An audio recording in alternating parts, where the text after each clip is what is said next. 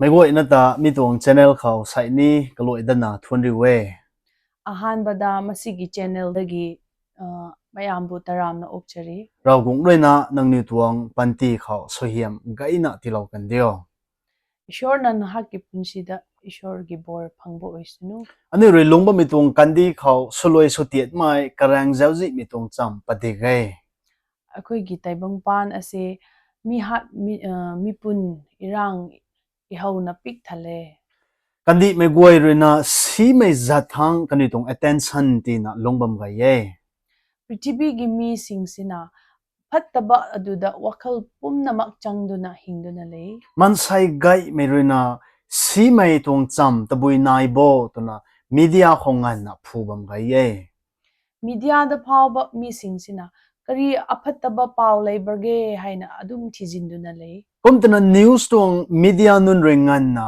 si mitong cham khorena kaniu hai gaina earning suwe ꯑꯗꯨꯒꯤ ꯃꯔꯝ ꯑꯣꯏꯗꯨꯅ ꯃꯤꯗꯤꯌꯥꯗ ꯇꯧꯔꯤꯕ ꯊꯕꯛ ꯇꯧꯔꯤꯕ ꯃꯌꯥꯝꯁꯤꯅꯁꯨ ꯑꯐꯠꯇꯕ ꯄꯥꯎ ꯑꯁꯤ ꯄꯨꯔꯒ ꯃꯈꯣꯏꯒꯤ ꯄꯩꯁꯥ ꯇꯥꯟꯐꯝ ꯑꯣꯏꯗꯨꯅ ꯂꯩ komai dige sai hai aniu re phungong mitu gai mitong cham de ꯑꯗꯨꯕꯨ ꯉꯁꯤ ꯑꯩꯈꯣꯏꯅ ꯄꯨꯔꯛꯂꯤꯕꯁꯤꯗꯤ ꯑꯐꯕ ꯋꯥꯄꯥꯎꯅꯤ rawgung tuang zien mai cham de ꯏꯁꯣꯔꯒꯤ ꯅꯨꯡꯁꯤꯕꯒꯤ ꯋꯥꯄꯥꯎꯅꯤ kona mitung latkeng hai nanglung lan panang king pegan khau rawgung rena nangta kachu lo punya ꯅꯍꯥꯛꯀꯤ ꯊꯃꯣꯏꯗꯣ ꯍꯥꯡꯗꯣꯛꯂꯒ ꯏꯁꯣꯔꯒꯤ ꯋꯥꯍꯩꯁꯦ ꯇꯥꯕꯤꯕ ꯀꯥꯟꯗ ꯏꯁꯣꯔꯅ ꯉꯥꯡꯕꯤꯕ ꯐꯪꯖꯒꯅꯤ komna nang tuang lungning khang nang tung pum khang healing ngan nam phang punya ꯅꯍꯥꯛꯀꯤ ꯊꯃꯣꯏꯗ ꯅꯪꯒꯤ ꯍꯛꯆꯥꯡꯗ ꯍꯤꯂꯤꯡꯃꯛꯁꯨ ꯅꯍꯥꯛꯅ ꯐꯪꯕ ꯑꯣꯏꯒꯅꯤ aniu khau balai sami hai pai na kha thiam mai de ꯑꯩꯈꯣꯏꯒꯤ ꯍꯛꯆꯥꯡ ꯑꯁꯤꯗ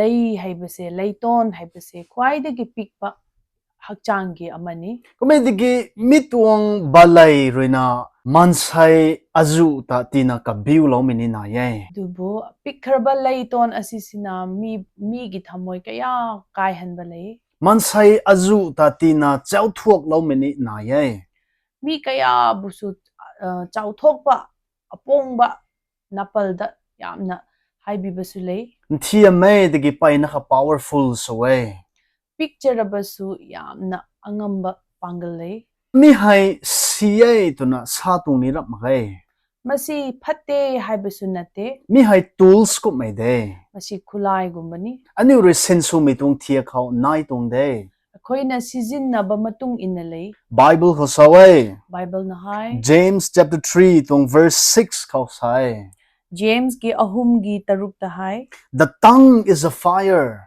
ꯂꯩꯇꯣꯜ ꯑꯁꯦ ꯃꯩꯒꯨꯝꯕꯅꯤ mitong bible bam khau balai hai mai kumei tana samagai tiki mai day tana sai ꯃꯁꯤꯒꯤ ꯏꯁꯣꯔꯒꯤ ꯋꯥꯍꯩꯅ ꯍꯥꯏ ꯂꯩ ꯑꯁꯤꯕꯨ ꯃꯩꯒꯨꯝꯕꯅꯦ ꯍꯥꯏꯗꯦ ꯑꯗꯨꯕꯨ ꯂꯩ ꯃꯩꯅꯦ ꯍꯥꯏꯌꯦ ꯂꯩ ꯑꯁꯤ ani rena electricity ta ani ka khat ojau kho ꯑꯩꯈꯣꯏꯅ ꯏꯂꯦꯛꯇ꯭ꯔꯤꯛ ꯀꯔꯟ ꯑꯁꯦ ꯑꯩꯈꯣꯏꯅ ꯈꯟꯕꯤꯁꯤ electric hai nang re sin su chuina su megan khau nang khang sohiam suai electric ꯑꯁꯦ ꯑꯩꯈꯣꯏꯅ ꯃꯐꯝ ꯃꯔꯥꯡ ꯆꯥꯅ ꯐꯖꯅ ꯁꯤꯖꯤꯟꯅꯕ ꯀꯥꯟꯗ ꯑꯩꯈꯣꯏꯒꯤꯗꯃꯛꯇ ꯕꯣꯔ ꯑꯣꯏ electric tung lam khau nang thai na sin su megan khau nang khang gang mai pai na kha ni khotai na ye ꯅꯍꯥꯛꯅ ꯏꯂꯦꯛꯇ꯭ꯔꯤꯛ ꯑꯁꯦ ꯐꯖꯅ ꯃꯐꯝ ꯆꯥꯅ ꯁꯤꯖꯤꯟꯅꯕ ꯀꯥꯟꯗ ꯅꯪꯒꯤ ꯀꯥꯟꯅꯕ ꯀꯌꯥ ꯐꯪꯖꯩ tawgan khau electric rena nang khang napgan song lau thai ꯍꯧꯖꯤꯛ ꯃꯇꯝ ꯑꯁꯤꯗ ꯏꯂꯦꯛꯇ꯭ꯔꯤꯛꯅ ꯅꯪꯒꯤꯗꯃꯛꯇ ꯆꯥꯛ ꯐꯥꯎ ꯊꯣꯡꯕ nang ꯌꯥꯕꯤꯔꯦ tung phai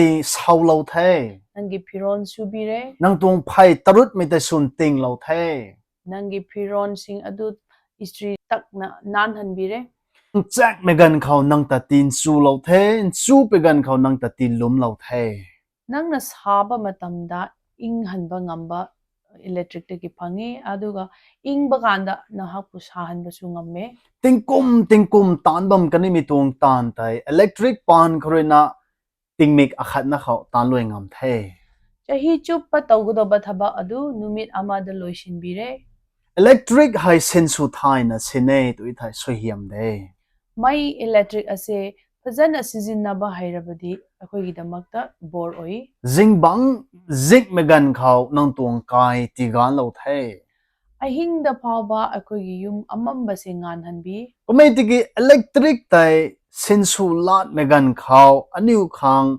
siang sudathe. Adumakpu electric ase lana sizinaba kanda aihak nahakkidamakta serap oi. Nang ta suluay nuay. Nahakpu nahakit punshi loishinba yai. Nang kai tay tina mai kaumut lau nuay. Nahakki yum ado maina chaktaba ngami. So electric hai siye gaye aniu sensu me khao nai tung de. Electric ase phaye phate akhoigi sizinabada pole. Mita kumna aniu tuang balay heni sensu mitung thia khao nai tung thay. Adumangna akhoigi leiton asisu akhoina sizinabada leire. Rao gore dam lau ba tung purpose ta thai na mitung balay hai sensu e thai soi hiam puat su thay. Ishorna akhoigidamak leiton sembiba ase ishorna sembibagi maram ase akhoina khangbirabadi masi akhoigidamakta bor oigani. Proverbs 18 tuang 21 kau sai. Proverbs 18 gi 21. 21 da hai. Death and life are in the power of your tongues. Ashiba amasung ahingba ase nahakki leitonda leye. And those who love it will eat its fruit. Aduna akhoina ngangthokriba wahai adugi mahai adu akhoina chagadabni. Nangrina lat sapat me sing hai thai me thun raubam tung ni ring me thun raubam tung chau. Nangna ngangthokriba wahai khuding asida ahingbagi maru hulibra ashibagi maru hulibra. Thai me tuang thu gyu tabui chau chau. When you speak negativity, Nahakna seran toran bangang bakanda. when you speak hatred and division, Nahakna yengchibagi wahai ngang bakanda When- natraga tokhai khainabagi wahai ngang bakanda. when you gossip and slander about other people, Mi kairol laikai gi maram ngangba mi amagi maramda hekta ngangba. nang tung situation da zaule na nang rana nang tung panti da complain su da pukhao.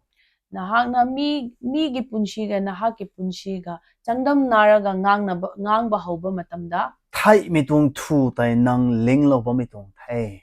ashibagi maru adu nangna hunduna lay. When you criticize other people, Mi gi maramda nahakna ngangba kanda when you gossip other people, mi gi maramda nahakna marum sonba kanda you are planting a seed of death, nahakna ashibagi maru adu nangna hulibani. and you will eat the fruit of your word tomorrow.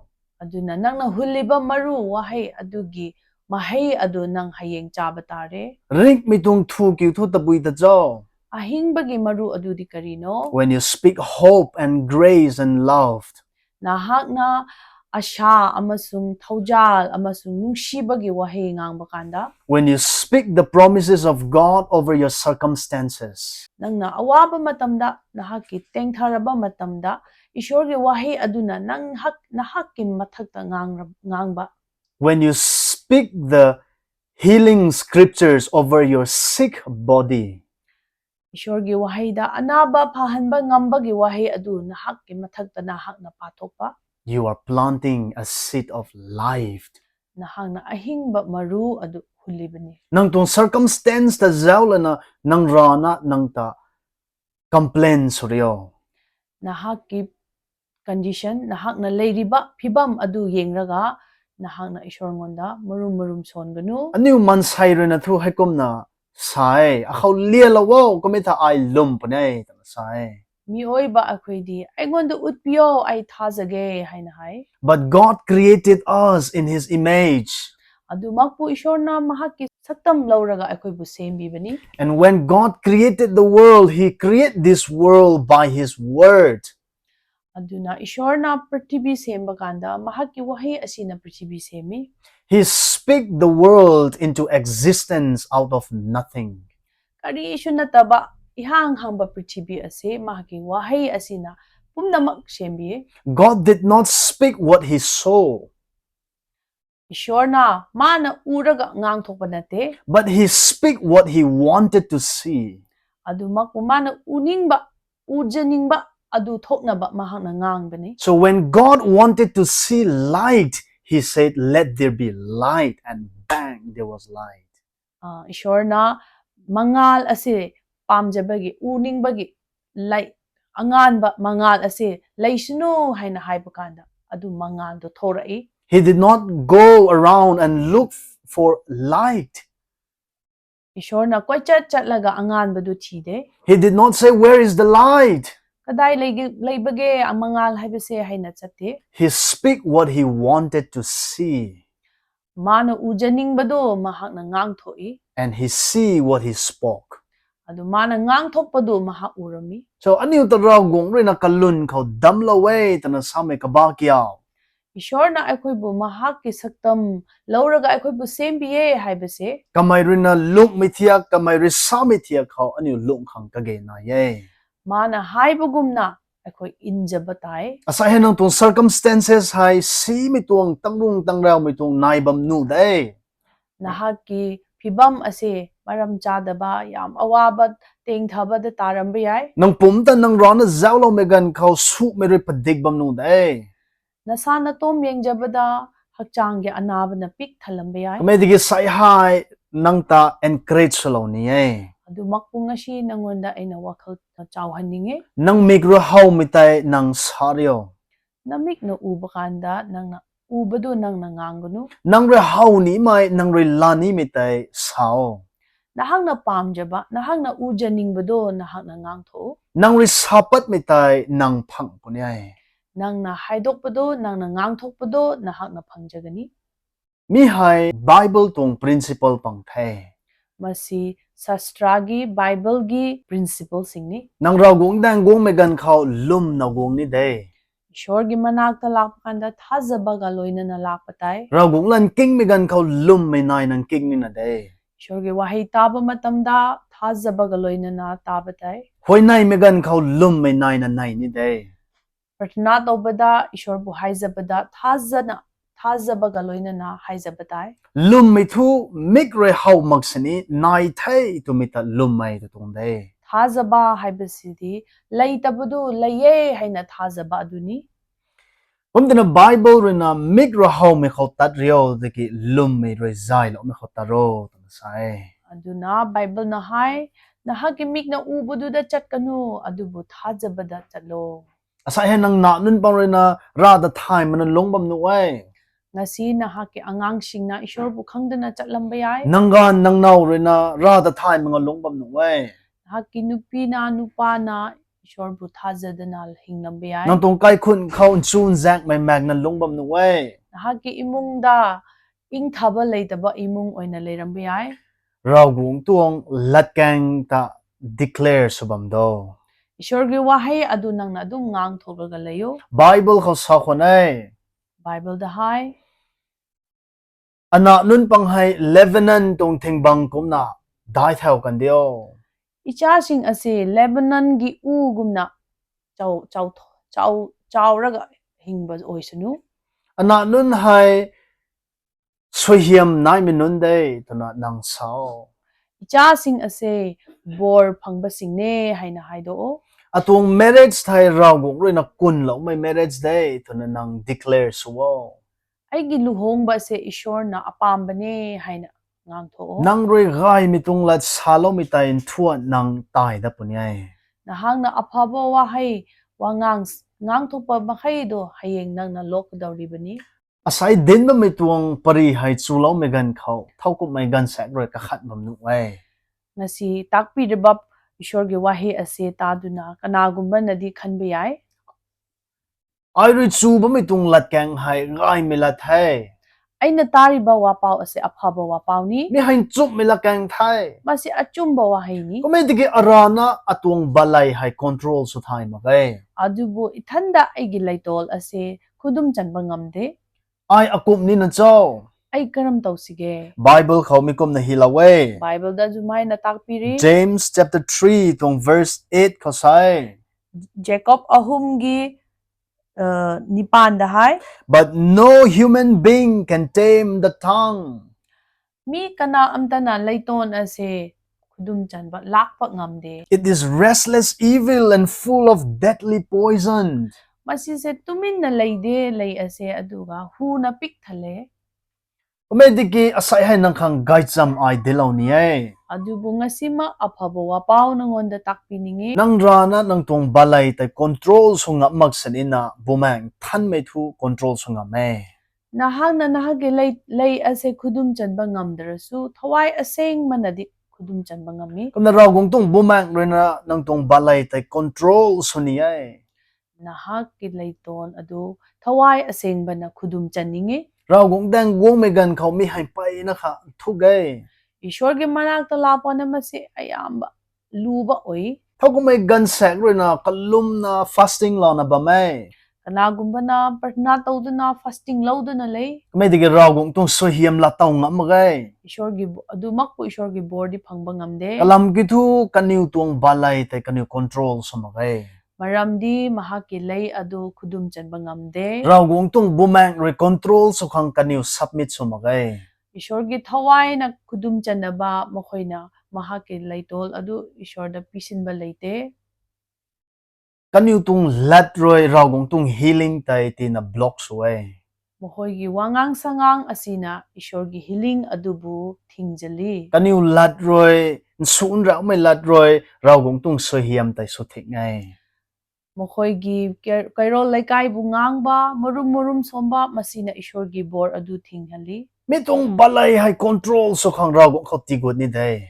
ꯃꯁꯤꯒꯤ ꯂꯩ ꯑꯁꯦ ꯈꯨꯗꯨꯝ ꯆꯟꯅꯕ ꯏꯁꯣꯔꯉꯣꯟꯗ ꯄꯤꯁꯤꯟꯕ ꯇꯥꯏ The Bible says ꯕꯥꯏꯕꯜꯅ high no one can tame the tongues, ꯀꯅꯥꯒꯨꯝꯅ ꯂꯩ ꯑꯁꯦ ꯂꯥꯛꯄ ꯉꯝꯗꯦ but only God can tame the tongue. ꯑꯗꯨꯃꯛꯄꯨ ꯏꯁꯣꯔ ꯃꯍꯥꯛꯅꯗꯤ ꯂꯥꯛꯄ ꯉꯝꯃꯤ Today, surrender your tongue. ꯑꯗꯨꯅ ꯉꯁꯤ ꯅꯪꯒꯤ ꯂꯩ ꯑꯗꯨ ꯏꯁꯣꯔꯉꯣꯟꯗ ꯄꯤꯁꯜꯂꯨ Say it from your heart. ꯅꯍꯥꯛꯀꯤ ꯊꯃꯣꯏꯗꯒꯤ ꯍꯥꯏꯗꯣꯛꯎ Lord, purify my tongues. ꯏꯁꯣꯔ ꯑꯩꯒꯤ ꯂꯩ ꯑꯁꯤ ꯁꯦꯡꯕꯤꯌꯨ Come and take full control. ꯑꯩꯒꯤ ꯂꯩ ꯑꯁꯤ ꯈꯨꯗꯨꯝ ꯂꯣꯏꯅ ꯆꯟꯕꯤꯌꯨ Use it for your glory. ꯅꯍꯥꯛꯀꯤ ꯅꯇꯤꯛ ꯅꯒꯨꯟꯒꯤꯗꯃꯛꯇ ꯁꯤꯖꯤꯟꯅꯕꯤꯌꯨ Bumang padik may to na sami hai. ꯊꯋꯥꯏꯅ ꯄꯤꯛ ꯊꯟꯕ ꯍꯥꯏꯕꯁꯤ Ani lungning ko padik may tanara magay. ꯑꯩꯈꯣꯏꯒꯤ ꯊꯃꯣꯏꯗ ꯊꯟꯕꯗꯨ ꯈꯛ ꯅꯠꯇꯦ Ani tong wakhan ko padik may tanara rinu magay. ꯑꯩꯈꯣꯏꯒꯤ ꯋꯥꯈꯜꯗ ꯄꯤꯛ ꯊꯟꯕꯗꯨ ꯈꯛ ꯅꯠꯇꯦ Ani tong balay ko bumang re padik lo kang kagay na yay. ꯑꯩꯈꯣꯏꯒꯤ ꯂꯩꯇꯣꯜ ꯑꯁꯤ ꯊꯋꯥꯏꯅ ꯄꯤꯛ ꯊꯟꯒꯗꯧꯕꯅꯤ Kalam gitu, I have been in ministry for a while. ꯑꯩꯍꯥꯛꯅ ministry ꯑꯁꯤ ꯃꯇꯝ ꯈꯔ ꯌꯥꯎꯏ I have been to prayer meetings. ꯑꯩꯍꯥꯛ ꯑꯁꯤ ꯄ꯭ꯔꯊꯅꯥ ꯇꯧꯕ ꯃꯐꯝꯗ ꯆꯠꯂꯤ I have been in church. ꯑꯩ ꯆꯔꯆ ꯆꯠꯂꯤ I have seen many people sing in the choir. ꯃꯤ ꯀꯌꯥꯝꯅ ꯀꯣꯌꯔ ꯌꯥꯎꯔꯒ ꯏꯁꯩ ꯁꯛꯄꯁꯨ ꯌꯥꯎꯏ I have seen people dressing holy dress. ꯑꯁꯦꯡꯕꯒꯤ ꯐꯤꯔꯣꯜꯒꯨꯝꯅ ꯁꯦꯠꯇꯨꯅ ꯑꯁꯦꯡꯕ ꯄꯨꯟꯁꯤ ꯍꯤꯡꯕꯒꯨꯝꯅ ꯁꯦꯠꯇꯨꯅ ꯂꯩꯕꯁꯨ ꯎꯔꯤ I have seen people standing up, memorizing, quoting scriptures of the scriptures. ꯃꯤ ꯀꯌꯥꯅ ꯂꯦꯞꯈꯠꯂꯒ ꯏꯁꯣꯔꯒꯤ ꯋꯥꯍꯩ ꯑꯁꯦ ꯁꯥꯁꯇ꯭ꯔꯥꯒꯤ ꯋꯥꯍꯩ ꯑꯁꯦ ꯄꯥꯗꯣꯛꯂꯒ ꯁꯟꯗꯣꯛꯂꯒ ꯃꯈꯣꯏꯅ ꯕꯥꯏ ꯍꯥꯔꯠ ꯇꯧꯔꯒ ꯑꯗꯨꯃꯥꯏꯅ ꯇꯧꯕ ꯎꯏ I don't know kaniu tung lu tengking pegan khau bansra ruina swanbam kumna chu palau megan na ye. ꯃꯈꯣꯏꯒꯤ ꯏꯁꯩꯁꯤꯡ ꯑꯗꯨ ꯇꯥꯔꯒ ꯁꯔꯒꯗꯨꯠꯅ ꯁꯛꯄꯒꯨꯝꯅ ꯑꯗꯨꯃꯥꯏꯅ ꯇꯥꯕꯒꯨꯝ ꯇꯧꯏ Medigi church peng tatpada megan khau ꯑꯗꯨꯃꯛꯄꯨ ꯆꯔꯆ ꯍꯦꯟꯗꯣꯛꯂꯒ katuang balay khotai ꯃꯍꯥꯛꯀꯤ ꯂꯩ ꯑꯗꯨꯗ thai may lat sapadum khonai. ꯑꯁꯤꯕ ꯋꯥꯉꯥꯡ ꯁꯉꯥꯡ ꯉꯥꯡꯗꯨꯅ ꯂꯩ They were criticizing the neighbors. ꯀꯩꯔꯣꯜ ꯂꯩꯀꯥꯏ ꯑꯁꯤꯕꯨ ꯃꯣꯏꯅ ꯃꯔꯨꯝ ꯁꯣꯜꯂꯝꯃꯤ They were gossiping about their friends. ꯃꯥꯒꯤ ꯃꯔꯨꯞꯁꯤꯡ ꯑꯗꯨꯕꯨ ꯐꯠꯇꯕ ꯉꯥꯡꯗꯨꯅ ꯂꯩ They were complainers. ꯃꯈꯣꯏ ꯑꯁꯦ ꯌꯥꯝꯅ ꯀꯝꯄ꯭ꯂꯦꯟ ꯇꯧꯕ ꯍꯩꯔꯝꯃꯤ Aniu tuang balay khau raugong tung bumak rena padik lo khang kage na ye. ꯑꯩꯈꯣꯏꯒꯤ ꯂꯩꯇꯣꯟ ꯑꯁꯤꯗ ꯏꯁꯣꯔꯒꯤ ꯊꯋꯥꯏꯅ ꯄꯤꯛ ꯊꯟꯅꯕ ꯌꯥꯝ ꯗꯔꯀꯥꯔ ꯑꯣꯏꯔꯦ Be filled with the Spirit. ꯊꯋꯥꯏꯅ ꯄꯤꯛ ꯊꯜꯂꯣ Do not be drunk with wine. ꯌꯨ ꯉꯥꯎꯗꯨꯅ ꯂꯩꯒꯅꯨ Now, zau baryo tumitay raugong tuang ladan sumekum na bumang padigo tumahini raugong tung ladan de. ꯌꯨ ꯉꯥꯎꯒꯅꯨ ꯌꯨ ꯊꯛꯀꯅꯨ ꯍꯥꯏꯕꯒꯨꯝꯅ ꯏꯁꯣꯔꯒꯤ ꯊꯋꯥꯏꯅ ꯄꯤꯛ ꯊꯜꯂꯣ ꯍꯥꯏꯕꯁꯨ ꯏꯁꯣꯔꯒꯤ ꯌꯥꯊꯪꯅꯤ Now, aniu rena zau zang megan khau zau thiu roi aniu ta control suway. ꯌꯨ ꯊꯛꯄ ꯀꯥꯟꯗ ꯌꯨꯒꯤ ꯑꯉꯥꯎꯕꯗꯨꯅ ꯑꯩꯈꯣꯏꯕꯨ ꯈꯨꯗꯨꯝ ꯆꯜꯂꯤ Zau zang kai megan khau atung latsa kalai pathay. yu thakchimba kanda aigi wangang sangang hongrai atong characters kalai thai ai haki lamchat sajat yaraktre aruna tadba mai tung thiak ka goi ta jaw le na mi pu hai zau ba thai to mai mainun re hau pat ngam thai aina chatpa aina puriba lamchat sajat asi yengduna masi nupa se yu ngawre haina tai kalam gudu zau tung thiu turena ka tuang pum ka goi ta control so ngam thai yugi mahu aduna mahaki hakchang adu loina khudum chankre raw gung tung bumang rena padik lau pe gan khao ishorgi thawaina pik thanba matamda zau rena zau zang pe gan khao control so me kumna yu thakpa kanda yu na akhoi hakchang bu khudum chanba gumna raw gung tung bumang rena ani tuang characters ani tung latsa ani tung sangtat ka goi control suo to tung dei adumak gumna akhoi hakchang asidasu ishorgi thawaina pik thalo aduga nahaki chatpa nahaki lamcha nahaki wangang pumnama adu thawai asina khudum chanhalo haibani nang parira hai bam sini nang kaya ishorgi pau sandok piyai nang scriptures thai gam bam sini nahang na bible kaya haibiyai nang luson hai bam sini isai kaya sakpa hiram nang biyai sunday chang puan gai me piwla na wong bam sini Sunday khudingi phirol phajaba haptuna chatlaba oirabasu bumang rena nang tung balai ta control so mage thai thawai asina nahagi lei ase khudum chanba raw ngamjadabadi gong roi ningmang mi tuang lat kang rana nang saba me thai shorna pamdaba wangang sangang ngangduna leirabadi you need to repent nahak pungning hongba tai you need to repent nahak pungning hongba tai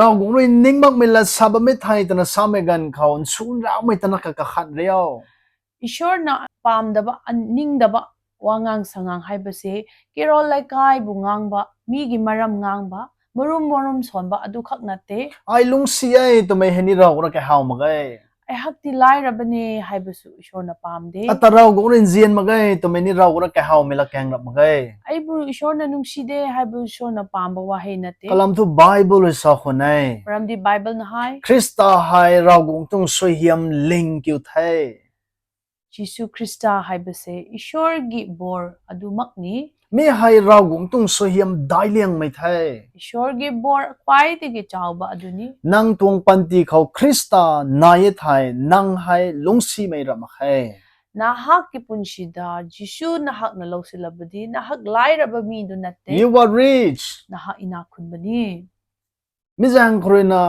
bumang khotai lung good lena ai hai sangai mai dai tam sa hang ka ge na ye aduna thawaida pungning loina changsilaga aihak se ishorgi da ina khunbani haina nahak haidokpa tai krista tung zam zai roi ai healing phangai tam sa mi da raw ka hawai jisu krista gi cross ta mana sibi kiba mahagi anaba aduna ai haki healing phange haibudu pamjai nang ishorna tung pum da zaw lena ai na wai tam sa ba mi da raw ka haw ma gai naki hakchang adu yengraga ai hak nae haibudu ishorna pamde speak by faith thajabaga loina na ngangtho speak positive words over your body naki hakchang ge matha aduda ishorgi wahai achumba adu ngangtho speak the word over your body ishorgi wahai aduna nahaki hakchang ge matha aduda ngangu and you will experience healing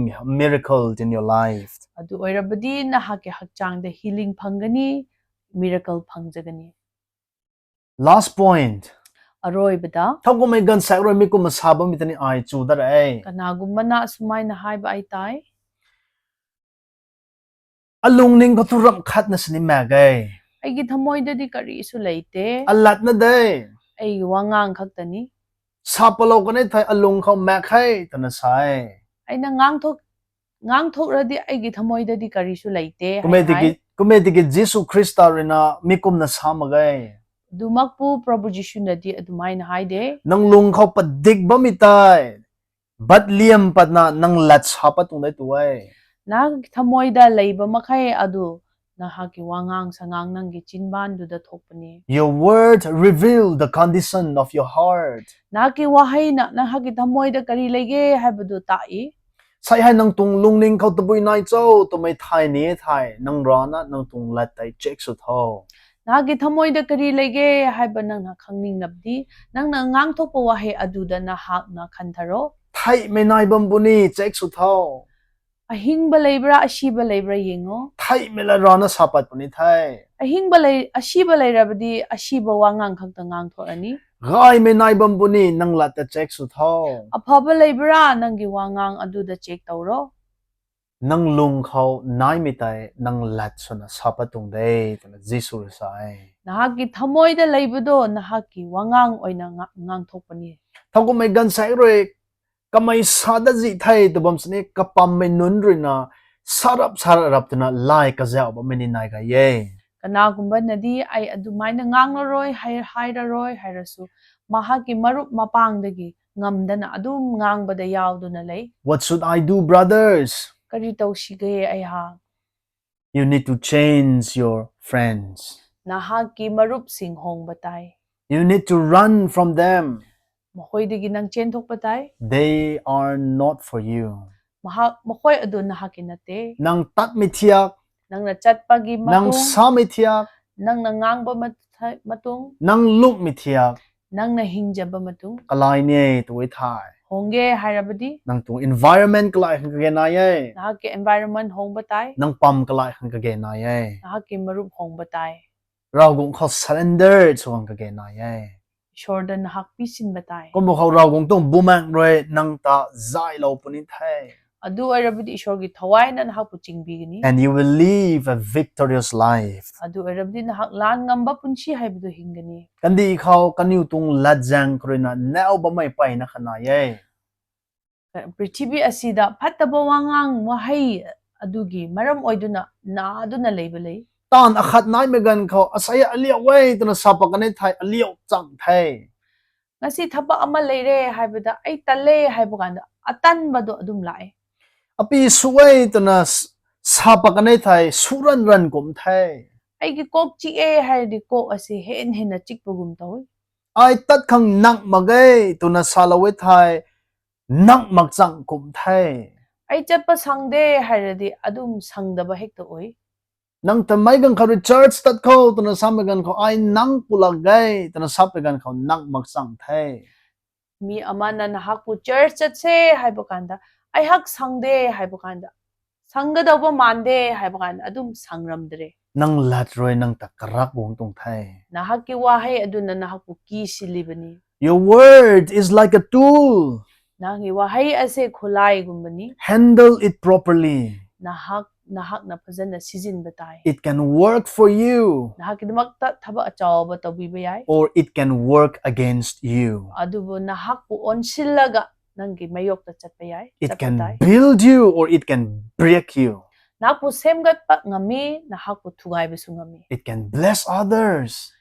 ꯃꯤ ꯑꯃꯒꯤꯗꯃꯛꯇꯁꯨ ꯕꯣꯔ ꯑꯣꯏꯕ ꯌꯥꯏ. Or it can burn down other people. ꯅꯠꯇ꯭ꯔꯒ ꯃꯩꯒꯨꯝꯅ ꯆꯥꯛꯍꯟꯕꯁꯨ ꯉꯝꯃꯤ. Use your tongue wisely. ꯅꯍꯥꯛꯀꯤ ꯂꯩꯇꯣꯟ ꯑꯁꯤ ꯁꯤꯡꯅ ꯁꯤꯖꯤꯟꯅꯧ. Never forget, only the Holy Spirit can tame the tongue. ꯀꯔꯤꯁꯨ ꯀꯥꯎꯊꯣꯛꯄꯤꯒꯅꯨ, ꯊꯋꯥꯏ ꯑꯁꯦꯡꯕ ꯈꯛꯇꯅ ꯂꯩ ꯑꯁꯤ ꯈꯨꯗꯨꯝ ꯆꯟꯕ ꯉꯝꯕꯅꯤ. The Holy Spirit is a gentle spirit. ꯊꯋꯥꯏ ꯑꯁꯦꯡꯕ ꯍꯥꯏꯕꯁꯤ ꯏꯪ ꯇꯞꯄ ꯊꯋꯥꯏꯅꯤ. He will not come and take control of your tongue by force. ꯅꯍꯥꯛꯀꯤ ꯂꯩ ꯑꯗꯨ ꯂꯥꯛꯂꯒ ꯅꯝꯐꯨ ꯁꯥꯁꯣꯟꯗ ꯅꯍꯥꯛꯀꯤ ꯂꯩ ꯑꯗꯨ ꯈꯨꯗꯨꯝ ꯆꯜꯂꯣꯏ. You need to surrender to Him. ꯑꯗꯨꯃꯛꯄꯨ ꯅꯍꯥꯛꯅ ꯁꯔꯦꯟꯗꯔ ꯇꯧꯔꯒ ꯀꯠꯊꯣꯛꯄ ꯇꯥꯏ. You need to yield to His leading.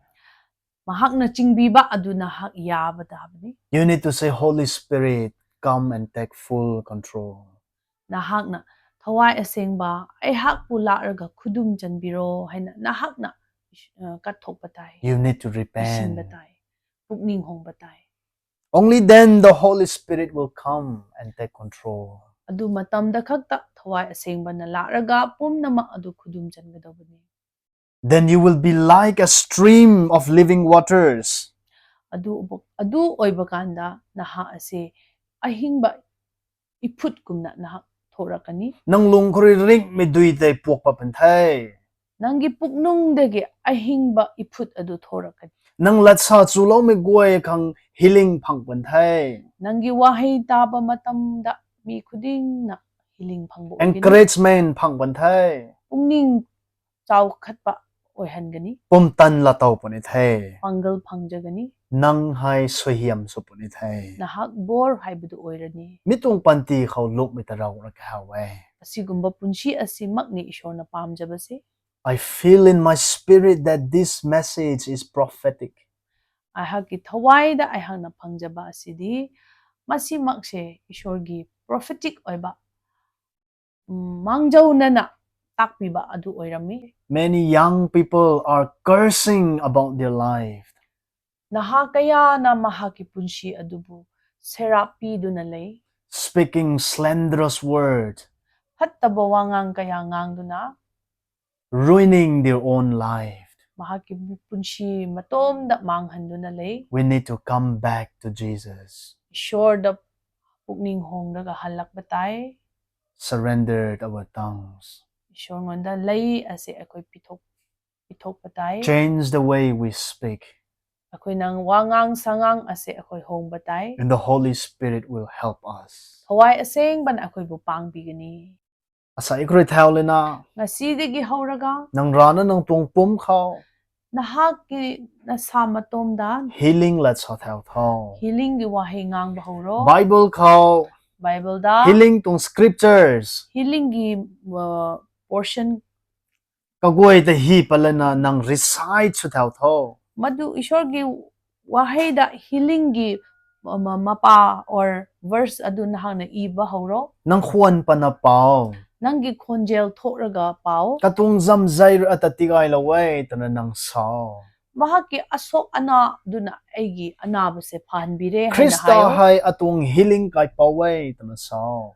Jisu Krista ase aigi healing gi mapuni haina Nang hayo kau su may nai na bamsan inang sao. nangonda anaba layna oirabasu layna adum ngang tho Nang samitay nang lataw po niya. nangnaw haidokiba adu nahak na phangjagani You will have what you say. nang na ngang thokpudo nahak phanggani Ragong ladre nang kang pumtan katiw law may lataw wet hai. ishorgi wahay na nanggida magpanggal phangraba oirabadi Consider subscribing to our channel also. adu ma oirabadi masigi channel ase subscribe tawbiu And you can help us spread the word ishorgi wapaw hena sanduknaba mateng pangbiu by sharing this video to your friends and loved ones. masigi video asisu share tawbiu God bless you. ishorna bor pibo oisanu